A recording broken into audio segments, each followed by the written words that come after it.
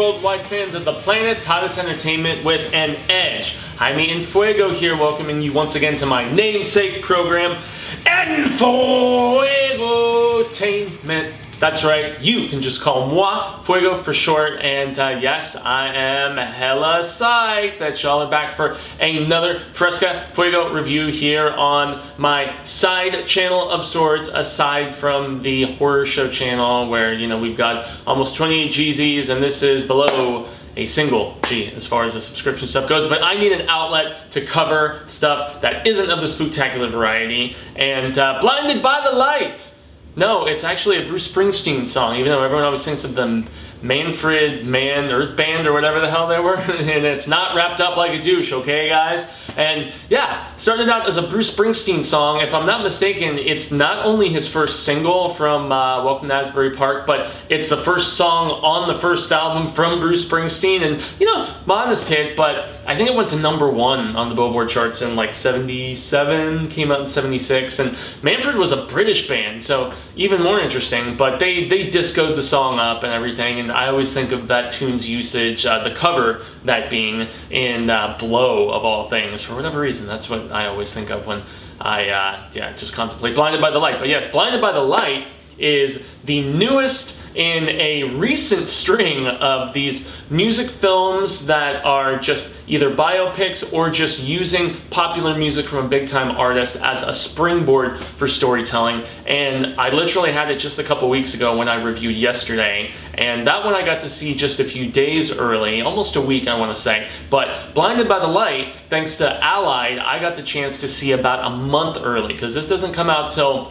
There's discrepancies. One site is saying August 16th, another, I believe the IMDb is saying August 14th. So yeah, myself and the lady went and saw it, and you know, I liked it more than Yesterday. I will definitely give it that. I didn't absolutely love it, but as far as this, you know, just we had last year, obviously, you know, the one that everybody was all over the moon for, at least for the most part, the Bohemian Rhapsody film, and then, you know, that was at least based on Queen, but then we had the other music type films, you know, like, oh boy, a couple of years ago I loved Sing Street, and that was one that I actually could probably most compare this to, aside from Yesterday, both being, you know, films from the UK and stuff. But yeah, another version of A Star Is Born, and then earlier this year we had another biopic in Rocket Man. So I mean, yeah, it's really a thing lately, you know, and boy, I'm trying to think of the one from the Overweight. I don't want to be like, yeah, the fat white chick rapper, but yeah, I want to say it was like Patty Cakes or something. That was another one in the last couple of years that I really liked. As a musician myself, you know, I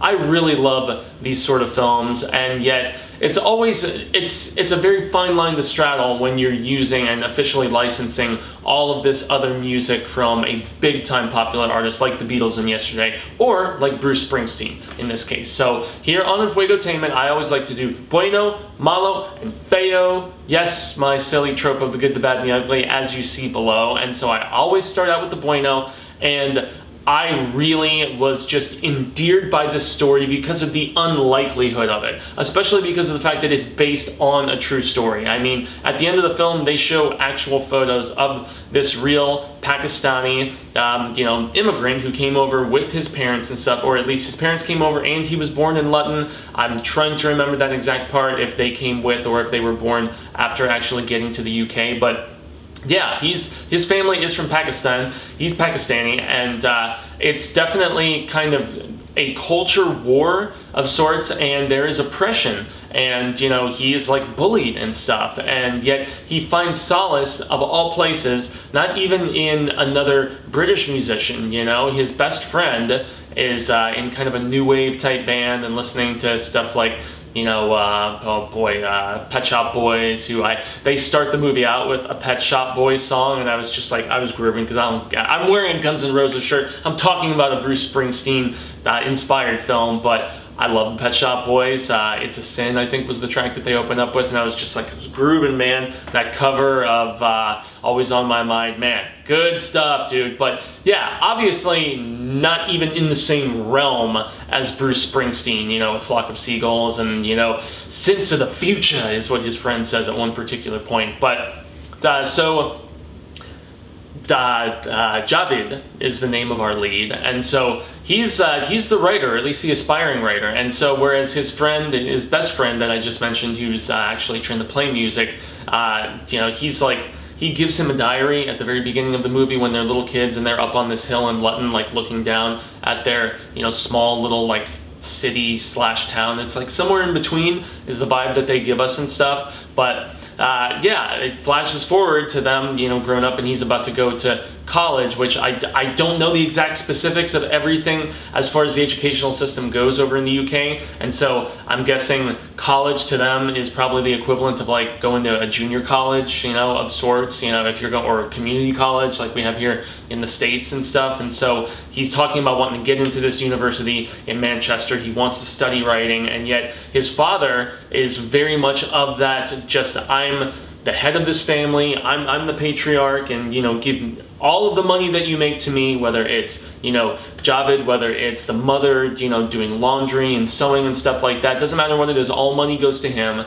And so, and he just basically takes care of everything from dispersing everything for food and bills and all that other stuff. And so yes, very much just tough for Javid to kind of have the loyalty of family versus the aspect of wanting to spread your wings and pursue your dreams. And it's a tried and true dichotomy and just kind of dilemma and predicament of sorts, but it's just handled so well because of the fact that of all just unlikely places, as I mentioned, he finds a form of solace and inspiration in Bruce Springsteen's music when he encounters this oh boy, is he chic? Gosh, Sikh, man, I don't want to sound like an absolute dumbass, but yes, he has this friend of his who is also from the Middle East, living in the UK at the same junior college, presumably as him, and he introduces him one day to 2 cassettes from the boss, and Javid's like, who's the boss? And it's like, no, we're not talking about the Tony Danza show, goddammit. We're talking about Bruce Springsteen, the pride of New Jersey, man, of Asbury Park.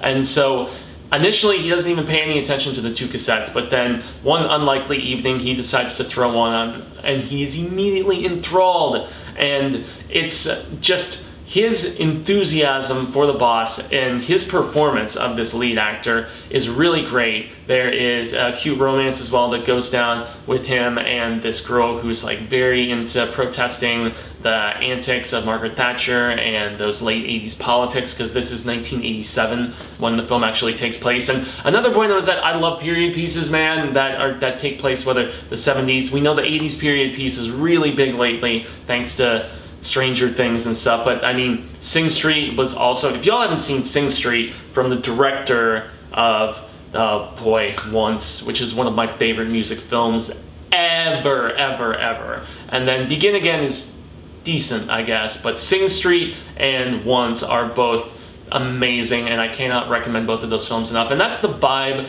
that, whereas this is using Springsteen's music and both of those films, Once and Begin Again as well, and also Sing Street were all original music, I still just felt a very similar vibe to the work of that director here. And so, I mean, Springsteen's music is interspersed throughout. I'm not a crazy Bruce Springsteen fan, though. I really appreciate the hell out of a lot of his stuff. My favorite Bruce song is actually Atlantic City from Nebraska. That song like brings me to tears. It's so beautiful. It's so awesome. But that's the stripped down sound of Bruce. That's not the big E Street Band bombast of, Born to Run and, Born in the USA and, stuff like that. And the Rising is another one after 9/11. That was an album that I gave some spins to and thought was pretty awesome. And so Bruce is a catalog that I have always wanted to properly just really dive deep into. And I'll admit, I never have. He's one of those guys that I'm pretty familiar with, but I am not like a super diehard fan. And so, yeah, there's a lot of his songs that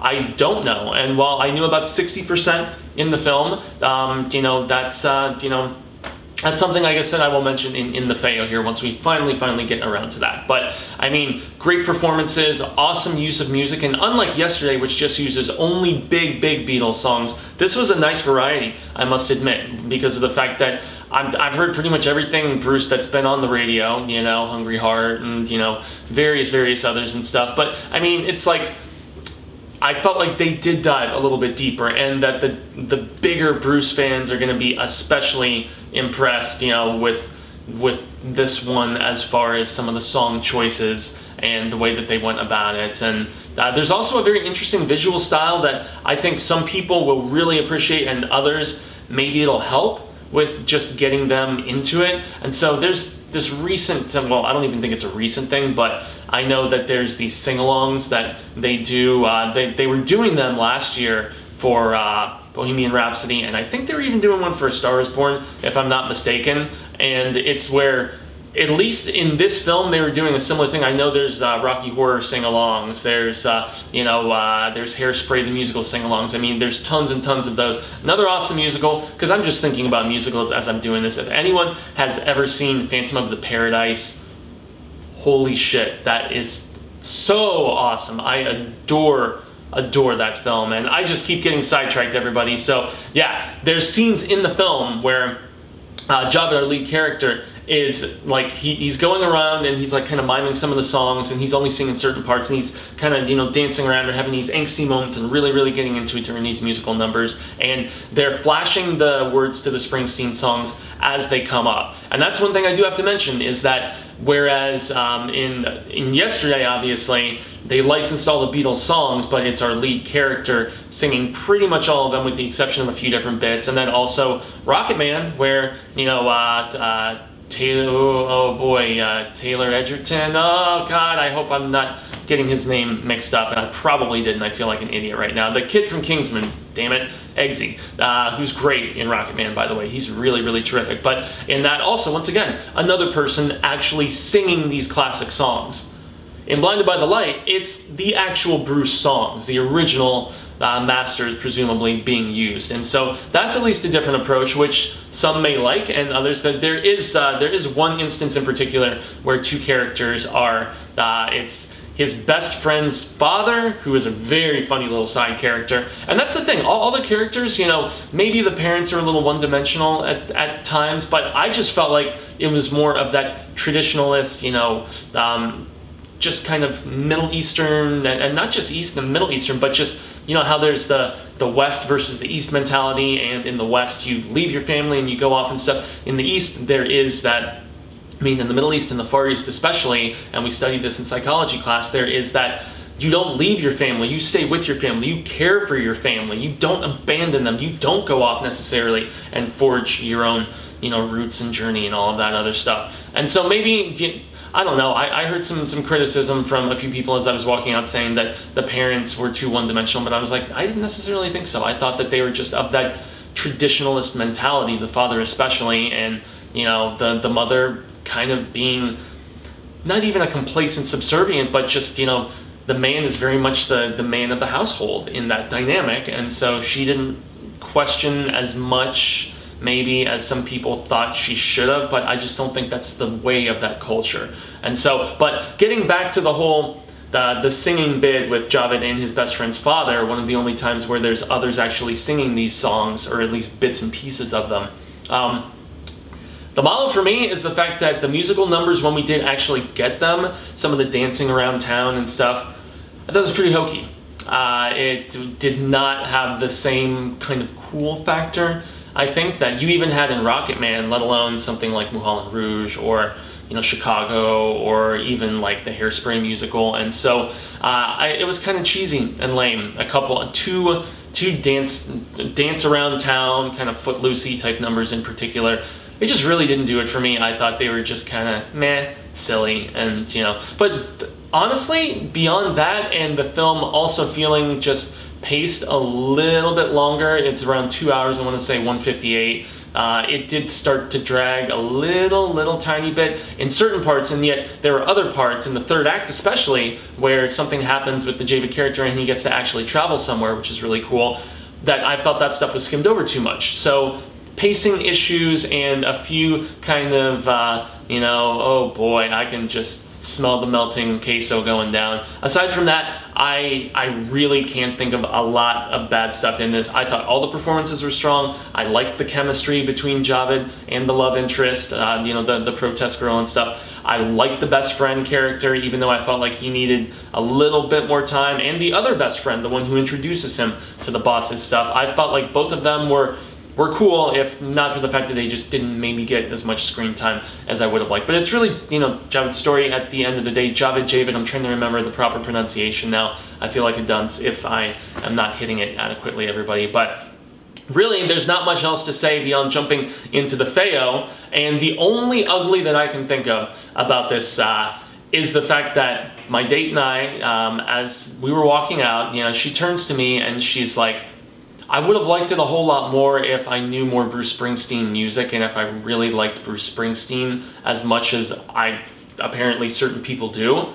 And that is obviously, it's not going to have the same, like, maybe mainstream appeal, I don't think, that you're going to get from a film like Yesterday. Or, I mean, hell, even a film like Rocket Man is a little bit more big, even though, like, I know Elton John was huge in the 70s, but I don't think his stuff has the same, like, grip on young people now like Queen music does. It just isn't as transcendent. And honestly, the Beatles music has a bigger reach, and obviously the Beatles, the Beatles are bigger than Jesus, right? So, this isn't going to do just, it's not going to have the same impact, on just the casual audience, in my estimation. And that's ugly, and that's unfortunate.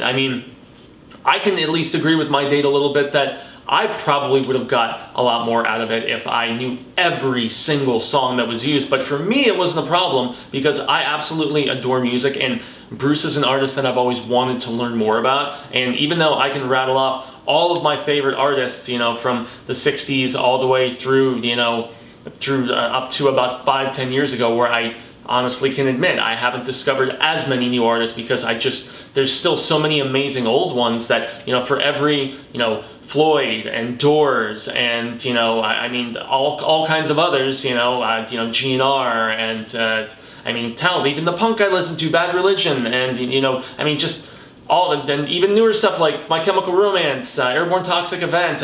For all of the stuff that is more contemporary, all the way stretching back to, old stuff like getting into, Artie Blakey and Dizzy Gillespie and, my jazz times that I've had and stuff like that. There's still so many artists, Bruce being one of them, the Moody Blues being another one.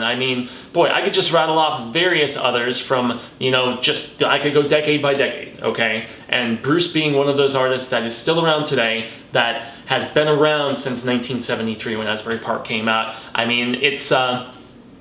would have got a little bit more out of it, but it was an awesome learning experience for somebody like me who doesn't know as much about the boss as even probably my younger brother, who is a bigger Bruce fan than me, and yet he doesn't have every record. He's not diehard Bruce fan, and yet, as we find out in the end credits, and this isn't a spoiler or anything, this super fan of ours that, this film is based on his true story, okay? And he, I don't want to spoil anything, but he's seen the boss over 150 times in concert. They have photos of him and Bruce at various times over the decades in the post-credits. It's really cool. And so that just shows the kind of fandom. And so I think the diehards are going to absolutely, they will be blinded by the light of this film, even if that's taking it out of context. But it's like, I saw the light and it blinded me, but yet, the price I paid was worth what I got to see. That's some Fuego lyrics just off the top of my head for you. So I am going to give this,